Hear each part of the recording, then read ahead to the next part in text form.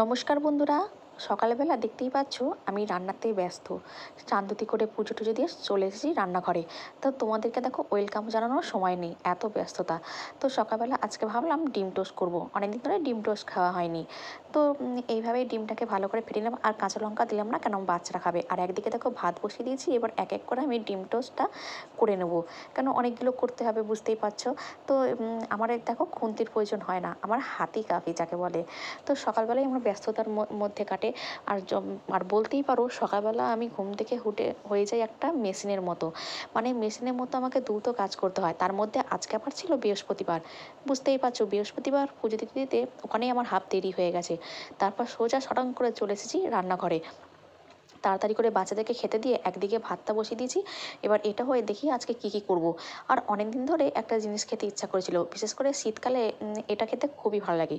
তো কী বলবো, দেখো মেয়েকে দিয়ে স্মাইলেকে দিয়ে দিলাম, ছেলে আর মেয়েকে। তো এবার সকাল সকাল আদা দিয়ে চা, কেন শীতকালে একটু আদা দিয়ে চা খেতে আমি খুবই বেশি ভালোবাসি। তো তোমরাও কি ভালোবাসো সেটাও কিন্তু কমেন্ট করে বলো। আদা দিয়ে চা সকালবেলায় শুরু করলাম। তো মাকে দিয়ে আসি, তো দেখো এখানে দুটো ডিম টোস্ট আছে। এবার ডিমগুলো দেখো ওর মধ্যে করে লাফাচ্ছে তিরিং তিরিং করে। তার মানে আজকে ভেবেই নিয়েছো তোমরা যে ডিম হবে। তো আজকে আমরা ডিম খাবো। আর ভাবছো কেন চারটে কেন, কারণ আজকে ছেলে মেয়েদের জন্য স্পেশাল কিছু বানাবো। আর অনেকদিন ধরে ভেজ ডাল খেতে ইচ্ছে করেছিল, তো সেরকম সবজি ছিল না, কিন্তু কোনো ব্যাপার না। ফুলকপি ছিল, গাজর ছিল, বিনস ছিল, ওই দিয়েই ভেজ ডালটা বানিলাম। আর বিশ্বাস করো বন্ধুরা, সবাই নাকি খেয়ে খুব দারুণ বলেছে। আমার শাশুড়িমাও বলেছে দারুণ নাকি হয়েছে ডালটা। একটুই খালি কমতি ছিল কি, ওর মধ্যে একটু গন্ধরাজ লেবু হলে ভালো হতো, কিন্তু দুঃখের বিষয় পেলাম না। তো ছেলে মেয়েদের জন্য চিকেন করেছিলাম। আর একটুখানি গোবিন্দভোগ চাল ছিল, আমার ছেলে মেয়ে পোলাওটা খেতে ভালোবাসে। তো অনেক দিন পর, বিশেষ করে অনেক দিন পর আবার সেই পোলাও আর মাংস ওদেরকে করে দিয়েছি। কেন বেশ কিছুদিন ধরে ঠিকমতো রান্নাবান্নাও সেরকম হচ্ছিল না। আর আমার ছেলে মেয়ের জন্য অনেক দিন ধরে একটু ভালো মন্দও করা হয়নি। তো আজকে ভাবলাম যখন ওর বাবা অল্প ওদের জন্য মাংস নিয়ে এসেছে, আর এর জন্য ভাবলাম কি ঠিক আছে আমরা এই দিয়ে খেয়ে নেবো, আর ওরা আজকে পোলাও আর মাংস খাক। আর ওই দিয়ে ওরা তৃপ্তি করে খেয়েছে। তো এটা ডালটার জন্য দেখো মশলা কষিয়ে নিচ্ছি, কেন ভেজ ডাল অনুষ্ঠান বাড়ির স্টাইলে করছি। আর এদিকে ওদের জন্য দেখো মাংস একদিকে বসিয়ে দিয়েছি। মানে বলতেই পারো দুটো হাত আমার চলছে, একদিকে এই দিকে, একবার ওই দিকে, একবার এই দিকে, একবার ওই দিকে। এইভাবেই সকালবেলা আমার যায়, কেন আমাকে টাইমের মধ্যে সব কিছু সারতে হবে। শুধু তো রান্না করা না, বাসন মাজা, ঘর মোছা, ঝাড় দেওয়া, ছেলে মেয়েকে স্নান করানো, অনেক কাজ থাকে। কাচা ধোয়া তো রেগুলার বাবা, ওটাও আর কি আর নতুন করে তোমাদেরকে বলবো। বাড়িতে দুটো বাচ্চা, বুঝতেই পারছো কাচা ধোয়া না করলে আর যাই কোথায়। তো দেখো ভেজ ডালটা করে নিলাম, বসিয়ে দিয়েছি। আর একদিকে মাংসটাও আমার কষানো হচ্ছে। দেখতেই পাচ্ছ কেমন রোবটের মতো আমি হু হু করে তাড়াতাড়ি করে কাজ সারছি।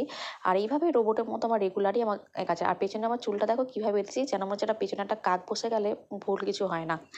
তো যাই হোক, তো তাড়াতাড়ি করে মাংসটাকে কষিয়ে নেওয়ার পর একদিকে ততক্ষণ ডালটা হচ্ছে, এবার ডালটা নামিয়ে এবার উচ্ছে কুমড়ো ভাজাটা করে নেবো। ততক্ষণ ডালটা দেখো ফুটবে। এবার আমি মাংসটা, কষানো মাংসটা বসিয়ে দিয়েছি। মাংসটা হয়ে গেলে তারপর আমি পোলাওটা করবো। তারপর ততক্ষণ এদিক দুটো হতে হতে আমি ঘরগুলো চট করে মুছে দিয়ে আসি। তো দেখো পোলাওর জন্য সব কিছু ম্যারিনেট করে রেখে দিয়েছিলাম। আর এটা দেখো উচ্ছে কুমড়ো ভাজাটা আমার হয়ে এসছে। তো আর এটা বেশিক্ষণ সময় লাগে না, ঢাকনা দিয়ে ঢেকে দিলে কুমড়োগুলো তাড়াতাড়ি সেদ্ধ হয়ে যায়। তো এটা বেশিক্ষণ সময় লাগে না। তো এটা হয়ে গেলেই আমি এর মধ্যে তারপর পোলাওটা করবো, ব্যাস আমার রান্না কমপ্লিট। সব কাজ কমপ্লিট করে চলে এসেছি। হাই বন্ধুরা, আজকে কি খাবো চলো দেখবে। দেখতেই পাচ্ছ কত আওয়াজ। আর দেখো পোলাও হয়েছে, আর একটা ডিম টোস্ট আমি সকালবেলা খাইনি। আর এখানে দেখো ডিম দেখতেই পাচ্ছ, ভাত, আর এদিকে হচ্ছে ওদের জন্য কষা মাংস, আর তারপরে হচ্ছে ডাল। আজকে এই হচ্ছে রেসিপি। তো এবার আমার ছেলে মেয়ে তো একদম আসন পেতে একদম আড্ডু মাড্ডু হয়ে বসে গেছে। আমার ছেলে তো আজকে খুবই আনন্দ, যেহেতু ওর ফেভারিট চিকেন লেগ পিস রয়েছে। তো সমানে বলে যাচ্ছে মা আমাকে দাও আমাকে দাও বলে যাচ্ছে। তো আমি বললাম ঠিক আছে দাঁড়া, এক এক করে মেরে দেবো খাবার, তো মাকেও দিয়ে আসবো, তারপর ওদেরকে এক এক করে দেবো, তারপর আমরা বসবো। তো ও আজকে আমার দুঃখের বিষয়, আমার মেয়ে ছেলেকে পোলাও খেতে ভালোবাসে, সেই ছেলে আজকে বলছে আমাকে ভাত দাও। মানে পুরো উল্টো, যেদিনকে আবার ভাত করবো সেদিনকে আবার খেতে চাইবে না। তো যাই হোক, সবাইকে খেতে ফেলে দিই, এবার আমি শেষ বসে গেছি। আর সত্যি কথা বলতে ডালটাও সত্যি খুব সুন্দর হয়েছে, যদি একটু গন্ধরাজ লেবু হতো তাহলে আরোই সুন্দর হতো, কিন্তু এ তো খুব একটা খারাপ হয়নি। আর সেদিনকে দেখো না, মাছ পাশ থেকে তেলটা আমার পুরো চোখের সামনে এমন ছিটকেছে, পুরো দাগ হয়ে গেছে। আর দেখতেই পাচ্ছ একদম, আরও বলছে মা আরও 4 পিস খাবো। আমি বললাম ঠিক আছে, তুই আগে এই দুটো তো খা, তারপর আরও 4 পিস দেবো। মানে ওর মাংস হলে কোনো ব্যাপার না, আগে মাছটা খুব খেত, কিন্তু এখন মাছটা জানি না, ও একদমই খেতে চায় না। তো ও মাংসটা খালি চায়, কিন্তু ও রোজ রোজ বাচ্চাদেরকে মাংস দেওয়াটাও তো উচিত না। তো যাই হোক, ওর কালকে যেহেতু মাছ আনি, তো সেরকম ভাত খাইনি, ওই জন্য আজকে ওদের জন্য মাংস নিয়ে এসেছে। আবার দেখো, আমার আমার মেয়ে আবার খায়, ও খাওয়ার দিক দিয়ে ঝামেলা নেই, ওকে ও যাকে যা পারে তাই খায়। তো ফাইনালি সব কাজবাজ কমপ্লিট করে এবার ওদের দুজনকে ঘুম পাড়িয়ে দিয়েছি। এবার এবার হচ্ছে আমার ঘুমানোর পালা। তো কেমন লাগলো বন্ধু ভিডিওটা, লাইক করে কমেন্ট করে জানিও।